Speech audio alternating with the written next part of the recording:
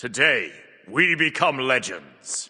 Alright boys, 10.5 update notes have dropped. This is going to be my first impressions of the changes. I've not actually given them a look through. I decided to get this video out as fast as I can so you guys can see all the changes, get my thoughts on them, all that kind of stuff. So this is just going to be my raw thoughts. I've not even seen any of these changes so far, other than this first one, which is on the screen, which is pretty interesting. It's basically they've implemented something that I suggested they should implement. You know, whether or not this was on their radar initially anyway or not, but when they nerfed Sigil, I suggested this. Basically, they're making changes to the % damage mitigation stat. So % damage mitigation from items will now be capped at 25%. So you can go above this with abilities, it sounds like.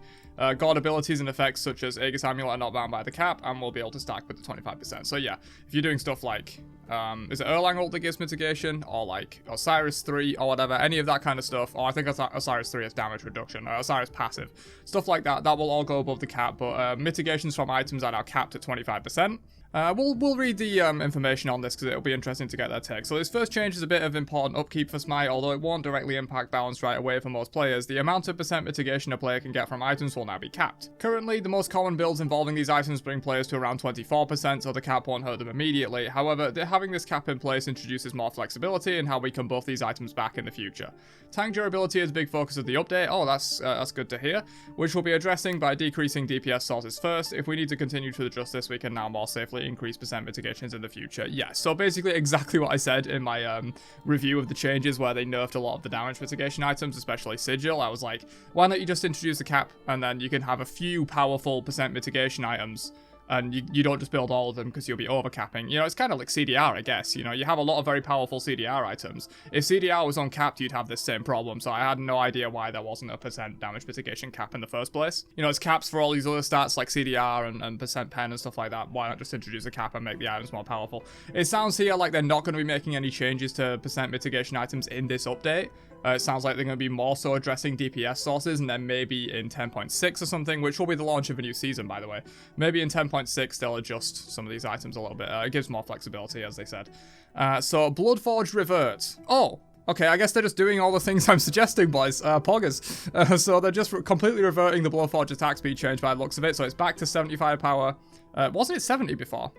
Or was it 75? I'm not sure. Lifesteal, movement speed, and then killing a god. Yeah, basically, they've reverted everything they did to Bloodforge since whatever the change was. I think it was 10.3 when they gave it attack speed. They've just reverted that entirely. So now it will be back to one of those items that is better on ability-based characters. You can probably still build it on auto-attackers, absolutely. And it's back to being that high power, I'm going to go for kills kind of item. Very happy with this change. Basically, everyone in the community has been calling for the attack speed to be removed because it kind of broke the item.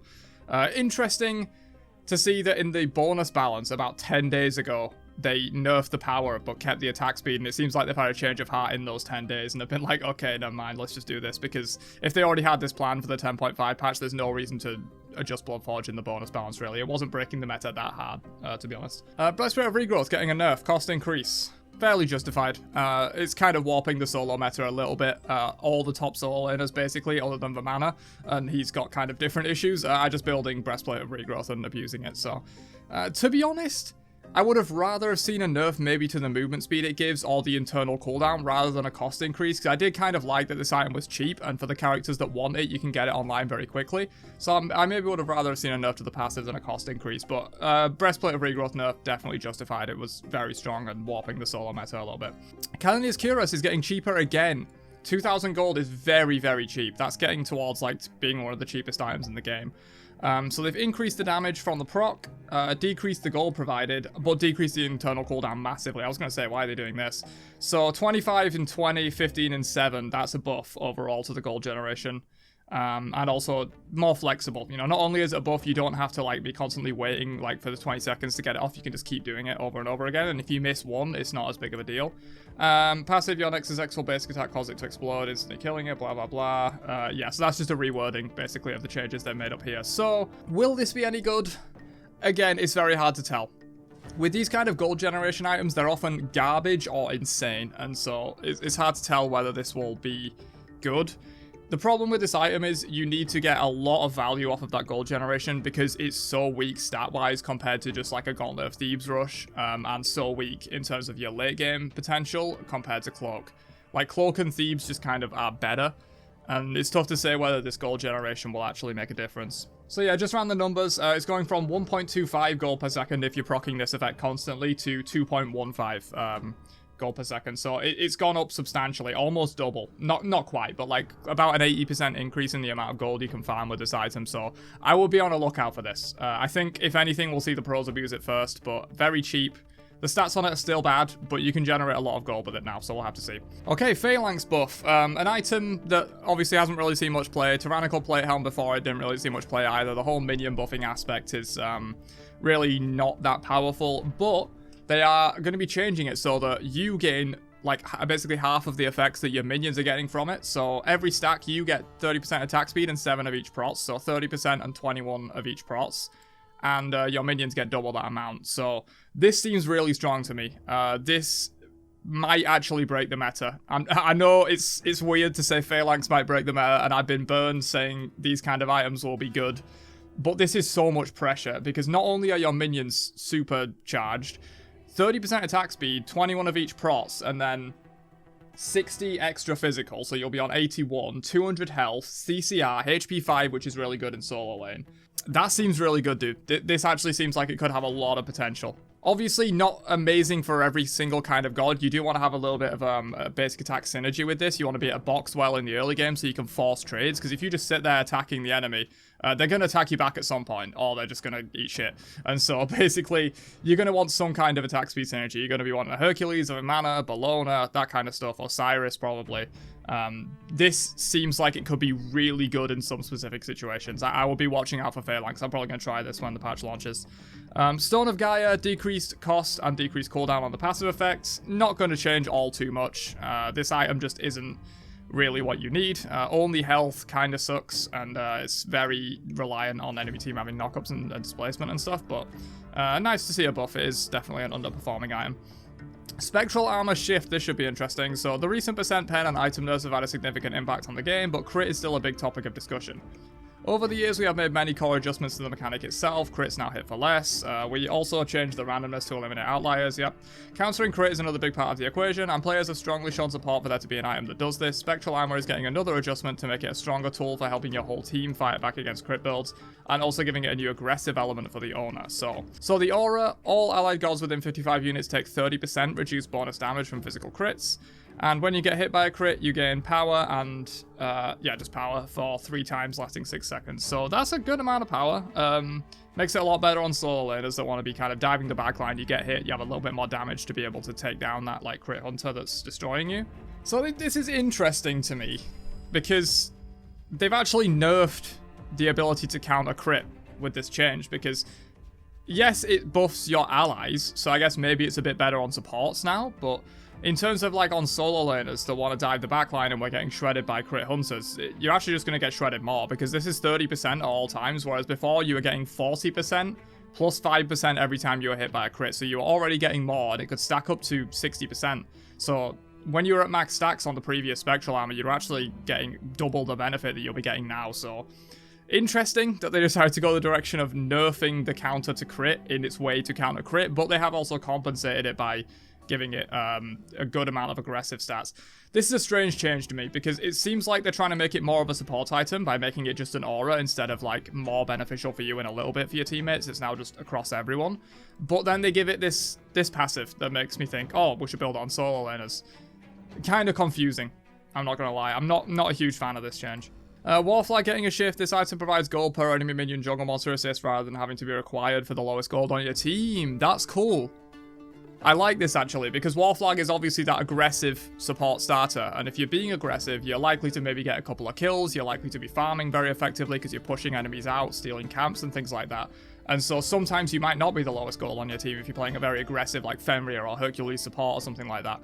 So this is a cool change. It likely won't make that much of an impact, but it's definitely a cool thing to see. Moving into god changes, Hell's going to be getting some nerfs. I've been saying this since they started with the Afro nerfs, that Hell is also a bit of a problem, so interesting to see this. Decrease the heal basically by 1 per level and 10 base all ranks. Makes sense. And then Inspire decreases self-healing scaling from 6.5 per level to 5.5 per level, and decrease the ally heal as well by 1 plus 0.2 per level. That's tick, of course, so that's a bigger change than you would think. And the ally healing is halved for minions. Okay. I guess that helps with, like, sieging and stuff like that, and just her lane pressure in general, so she's going to be a little bit weaker in, like, the lane pressure department. Especially in duo, I guess, where the lane clear isn't as good as it would be in, like, mid or whatever. You know, if you're playing support hell, the lane clear isn't as good in duo, and so that healing could really be making an impact in terms of your pressure in the early game, so she'll just have a bit less of that. It makes sense, you know, hell, a very late game god, you don't necessarily want to having, like, insane lane pressure as well. Hercules nerf, everyone expected this. They've half reverted Driving Strike and Earthbreaker. These used to be 13 seconds before they made the 10.3 changes, now they're going to be 12 seconds each. Definitely going to make an impact. This 2-1 combo basically is Hercules, so especially in the late game, this is kind of all he does. He just plucks people into his team and causes chaos. Obviously the 3 is very good, but this is like the core of Hercules, so increasing the cooldown of this combo by 1 second. Not going to make an enormous difference. I think Herc will still be very good, but definitely going to take him down. Probably won't be undisputed the best solo laner in the game anymore. It'll have a lot more competition. Horus nerfs as well, another partial revert. They've increased the cooldown from 10 to 13 seconds. I think this was 16 before, so again, they've just half reverted the changes that they made to it. Put it in a more reasonable place. Vamana nerfs, good to see. Put out a Vamana rant video like yesterday. Now it's going to be completely outdated, most likely. They've increased the cooldown of his dash. What? That makes no sense to me. His ult is the only problem. I don't see any reason to nerf his base kit. If anything, nerf the ult a lot and buff the base kit or rework it or something. So they've decreased the power pretty substantially on the ult by 15 at all ranks. Definitely one of the major problems is the amount of power he gets, because basic attacks for physical scale at 100% of your power. So this was just adding 100 damage to every single basic when it was ulting. Definitely worth bringing that down. Fixed a bug where this ability was providing a base amount of shield per tick rather than a percentage of his max health. Oh, okay. Vamana now gains 0.75% max health per tick and introduce a shield health cap of 1,000. That's not going to be relevant.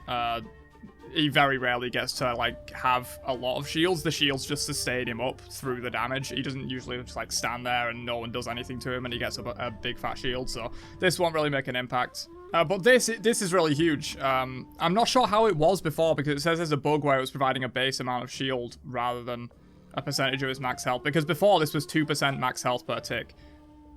So if it was working as intended, this is a more than 50% nerf to the shielding that he's getting, but I'm not sure how much he was actually getting before. I don't know if this was less or more. They're not really being very specific about this, but could be a huge nerf, could not be a huge nerf. It is a huge nerf on paper, but if it was bugged and it was giving, like, less or more than 2% max health anyway, I have no idea. So might be a nerf, probably not a buff. 0.75% is not that much. So good changes overall. I would have liked to see a cooldown increase. I mentioned this in my Vamana rant. It's one of those ults that's just so incredibly powerful and game defining that I think it should be on at least 100-second cooldown. I don't see why it's on 90. Daji buffs, interesting. Decrease the cooldown of Trickster Spirit as you rank it up. Not going to change too much, but Daji's not bad by any means, so might just give her a little bit of a boost. Hachiman, decrease the MP5 on his passive, but he now gains attack speed per stack. So 2% plus 1 per level per stack. How many times does this stack? It's 20% at level 20 at max stacks. So 0.1 per level. That'd be 4% per... So it stacks 5 times. So he's going to be getting a decent bit of free attack speed. Definitely worthwhile changes. Hachiman, his attack speed steroid that's built into his kit isn't very good. He just gets a little bit from his 2. If he stands in his 2, it's fairly substantial, but you'd oftentimes as a hunter don't just want to be standing in one place in a team fight. You're just going to get blown up. You need to be mobile. And so his attack speed steroid, one of the weaker ones in the game, getting a little bit extra to passive attack speed. They've also increased the damage of Eagle Eye substantially. Wow. Probably did need buffs. This ability is just Ishtar 1, but way worse. But they've increased it by 10 up to 30, depending on rank on the base, and also it gets an extra 10% power scaling now. It says basic attack damage, but basic attack damage is pretty much just power scaling. You get a small amount of basic attack damage, but almost all of the damage of your basic attacks comes from that 100% power scaling. So basically, this is adding 10% scaling and up to 30 base damage. Definitely going to be relevant, going to be hitting a lot harder now with those Eagle Eye basics. And they've increased the damage of his 2 by 10 at all ranks. Mostly will help with his wave clear, but you know, if it hits a breakpoint anywhere, that will be more relevant. You know, if it one-shots archers at like rank 4 when it didn't before or something like that. I don't know the specific numbers on that, but if it doesn't, just going to be a nice increase to his wave clear and his poking. Definitely fine to see Hachiman buffs. He's not been in the meta for a long time. Yawn buffs, Consuming Bellow, decreased cooldown by 1 second, that's fine. And fixed an issue where Yawn would lose the movement speed provided when revealed from stealth. Oh, that's actually a pretty big buff. And they've decreased the cooldown a lot at level 1, which actually does make a difference because this is the last ability you level, so it's going to be on this base 14/16 second cooldown for, you know, a lot of the game. So definitely going to be relevant there, taking 2 seconds off of it for most of the game until you get like super late game. All the run buffs, Overflowing Divinity, increase the base damage on the like things that you throw. So that's going to be increasing every subsequent one, but by less. Obviously they do significantly less damage on every subsequent hit with those. So just a little bit of a damage increase there to all the runs like poking, and I guess it can help out with wave clear as well. Osiris, this god has continued to drop down in performance throughout the year. Osiris has the potential to be a top SPL god. Yeah, Osiris, when he's good, is very popular in the SPL. So we're careful with buffing him. He's going to get some base stat buffs to help his early game, as well as the damage buff to Spirit Flail to help his lane clear and poke. With the other warriors getting nerfed, this might be his time to shine again. So he gets more increased base HP 5, pretty relevant for a solo laner, and increased base physical protection as well. And 10 damage to Spirit Flail at all ranks. To be honest, a lot of Osiris' wave clear comes from his basics and in like poking and stuff like that, so this won't be as relevant as you would think, but a nice little buff for Osiris there. Set getting a shift, they basically say here that it's kind of like a bug fix, but to make it more consistent. So instead of Sandstorm going on cooldown immediately when you teleport, it's going to go on cooldown after the channel finishes, but they've also reduced the base cooldown as well, down by 4 seconds. So basically, nothing has changed. The only thing that's going to be mattering really is that cooldown reduction is going to be a little bit less effective on him, because instead of reducing off of a 14-second base cooldown, you're reducing off of a 10-second base cooldown. Other than that, not much really changed for Set, not going to change a whole lot. Sol getting some buffs as well, decrease the cooldown of Radiance by 2 seconds, pretty relevant, good for keeping your heat up, decent for wave clear if you did a little bit extra in the early game, good for objective damage. Sun Wukong getting a little buff, 10 damage on his Cudgel, going to help out with his wave clear a bit, be a little bit more than 10 to minions, because this is one of those abilities that has extra minion damage, I think. So yeah, fine to see. Wukong definitely not in the meta or anything. Sylvanas increased the minion effectiveness from 25% healing and damage to 35% healing and damage. So yeah, they made a change, I believe last patch or the patch before, where Sylvanas 2 can now target minions again, but at a reduced effectiveness that it would on gods, and they basically increased that reduced effectiveness a little bit. So now he's going to be doing a little bit more to the minions. And decreased the cooldown of Nature's Grasp from 14 down to 12 seconds. Now remember when this ability was like a 25-second cooldown or something? They've massively reduced it over the years. Yeah, 12 seconds. So hit your fatty Sylvanas pulls while you can, boys. Tier buffs. Tier now has an additional benefit based on... Yes! Thank God. This is a change that should have been in tier from the very start. It makes no sense. It'd be so cool for that. So, Guard Stance tier now stuns for 1 hit. Okay. Okay, and tier deals 25% increased damage if used from Assault Stance. That's really cool. I like this change. Just a nice little thing to tie his kit together a bit more. It always made sense that he should have had some extra effect on this for being in a certain stance, you know, just to tie it in with the rest of his kit. Guard Stance ult's going to be very strong for engaging now, because that 1 second stun... my light just died, boys. I'm going to be doing the rest of this recording in, like, RGB lighting. Hopefully it looks alright. Yeah, but that 1 second stun is going to be enough for you to easily line up whatever kind of fearless you want. So you ult in, they're stunned for enough time where even if you want to, you could run around a little bit, like run around to the back of them and fearless them in. Obviously, you're going to land in guard stance, but I think you will have enough time to switch to assault stance, maneuver a little bit, and then fearless if they don't beads. So guard stance ult engage is going to be very scary from tier now, and also 25% increased damage if he's in assault stance. This is less good, but the ability hits hard. 25% increased damage, going to chunk quite a bit, but I feel like people are going to more so now look to engage in guard stance with assault stance change ready, maybe. Although I guess at that point you do kind of waste the guard stance abilities by doing that, but it could be a really sexy engage. You just ult in, they stun for 1 second, you reposition a little bit, change to assault stance, fearless them in. Could be really good. They've also made some changes to non-conquest balance. I don't play enough non-conquest to really comment on these, to be honest, but makes sense. Makes sense. But yeah, that's the balance changes, boys. The god changes, mostly minor, I would say, other than a few. I think Hachiman got big buffs. Tia got big buffs, obviously. Anything else, really? Vamana, pretty big nerfs as well for Vamana, makes sense. The Herc nerfs and Horus nerfs are just, like, fine. Hell nerfs, not too bad either. So yeah, god changes weren't that big of a deal, but there's a lot of big item changes here, like the Spectral armor shift. Phalanx could potentially be really good now on certain picks in solo, I feel like. Cannoneer's Curious, jury's out on that one, if that will actually be good for supports or not. We'll have to do some testing on that. Breastplate of Regal's cooldown increase, Bloodforge Revert that everyone's been asking for. And then the percent damage mitigation cap, which hopefully in maybe the next patch or something will allow them to make some changes to percent mitigation items and actually make them strong without breaking the game. So yeah, pretty good patch overall. A lot of changes I've basically been asking for in like my previous patch review videos, and some changes as well just to make some gods a little bit more viable, and also some big nerfs to a lot of the top performers. Generally a pretty good patch. The Spectral armor changes don't make a whole lot of sense to me, but other than that, pretty decent. Let me know what you guys think on the patch down below. I'll be interested to see your thoughts and all that kind of stuff, and I will catch you guys in another one later on. Have a great day, and peace out, you nerds.